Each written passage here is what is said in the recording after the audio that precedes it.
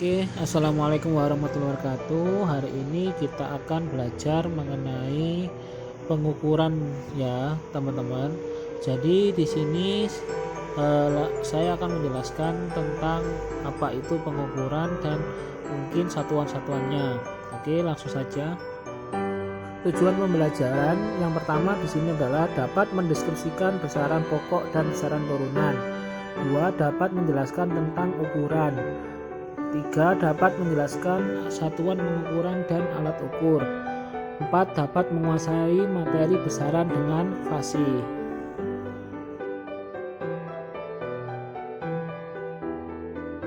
Nah, di sini adapun pengukuran itu sendiri ialah membandingkan suatu besaran dengan satuan. Syarat-syarat yang harus terpenuhi untuk mendapatkan satuan yang baik dan tepat adalah satuan tersebut tetap, tidak mengalami perubahan walaupun dipengaruhi oleh apapun. 2. Satuan tersebut bersifat internasional hingga mudah digunakan di mana-mana. 3. Satuan tersebut mudah dicontoh oleh setiap orang yang ingin memanfaatkannya. Kemudian besaran dan pengukuran bisa dilihat dalam tabel ya teman-teman. Nah, dalam tabel ini bisa kita lihat, jadi misalkan besaran ada 2 kolom ya, besaran dan satuannya. Jadi biasanya kalau satu besarannya panjang itu satuannya yang dipakai adalah meter, teman-teman. Nah, alat yang digunakan untuk mengukurnya biasanya adalah penggaris, atau mungkin kalau teman-teman tahu yang biasanya digunakan oleh tukang ya teman-teman, itu adalah namanya meteran ya, yang bisa ditarik itu. Kemudian kalau massa itu biasanya satuan internasionalnya menggunakan kilogram. Nah, itu bisa menggunakan timbangan ya teman-teman. Kemudian waktu itu bisa menggunakan satuannya adalah second, atau kalau teman-teman paham itu biasanya disebut dengan detik. Kemudian kalau suhu itu menggunakan Kelvin, yang biasanya mungkin diukur menggunakan alat pengukur suhu bis. Nah, itu. Dan kemudian ada kuat arus yang menggunakan satuan internasionalnya adalah ampere, sedangkan intensitas cahaya itu menggunakan satuannya yaitu tadi teman-teman. Jadi teman-teman bisa melihat lebih gampangnya ininya di dalam tabel itu tertera besarannya apa, kemudian satuannya nanti yang digunakan adalah itu. Jadi itu umumnya, walaupun biasanya kadang-kadang kan suhu biasanya juga diukur dengan derajat Celcius ya, tapi umumnya kalau di internasional itu menggunakan Kelvin ya. Jadi kalau misalkan teman-teman disuruh menentukan besarannya ya tinggal lihat dalam tabel itu. Oke, selanjutnya itu besaran turunan. Nah, ini ada contoh soalnya.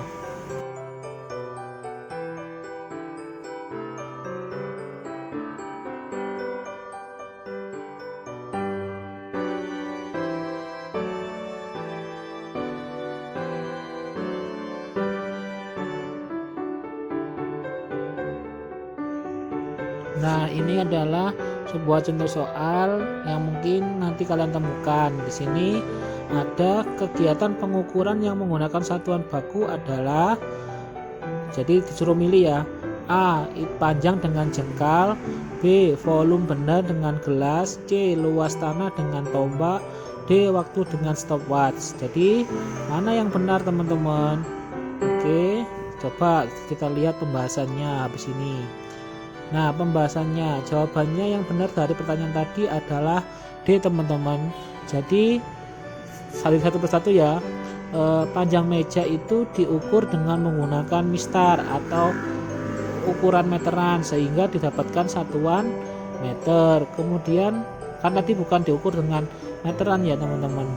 Kemudian volume benda diukur menggunakan gelas ukur sehingga didapatkan satuan baku meter kubik. Nah, tadi kan di soal kan cuma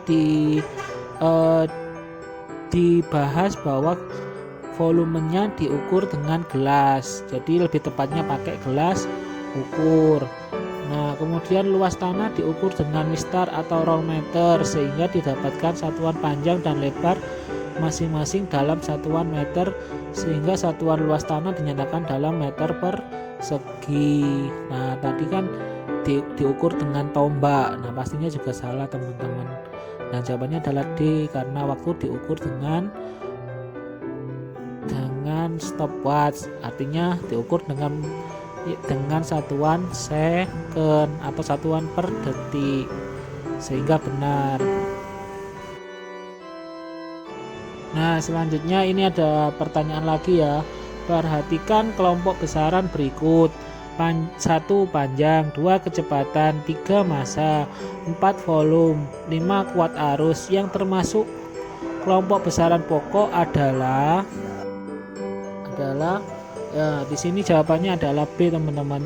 Jadi penjelasannya adalah dari kelima besaran tersebut yang termasuk besaran pokok adalah panjang, massa, dan kuat arus. Nah, itu bisa kalian coba buka lagi di slide sebelumnya, dimana itu kan tadi sudah ada tabelnya, dimana ada besaran pokok dan besaran turunan. Nah, kemudian saya lanjutkan penjelasannya ya. Sedangkan kecepatan dan volume keduanya termasuk besaran turunan. Satuan kecepatan diturunkan dari satuan panjang dan waktu, sementara satuan volume diturunkan dari satuan panjang. Oke, jadi bisa kalian simak kembali ya. Jadi intinya kalian bisa belajar pengukuran itu berdasarkan ada satuan pokok dan ada besaran pokok, maksudnya ada besaran pokok dan ada besaran turunan. Jadi sudah saya akhiri ya pembahasan ini. Mungkin kalau misalkan kurang jelas bisa kalian ulang kembali dari awal, atau dari yang kalian nggak paham kalian ulang aja ya teman-teman.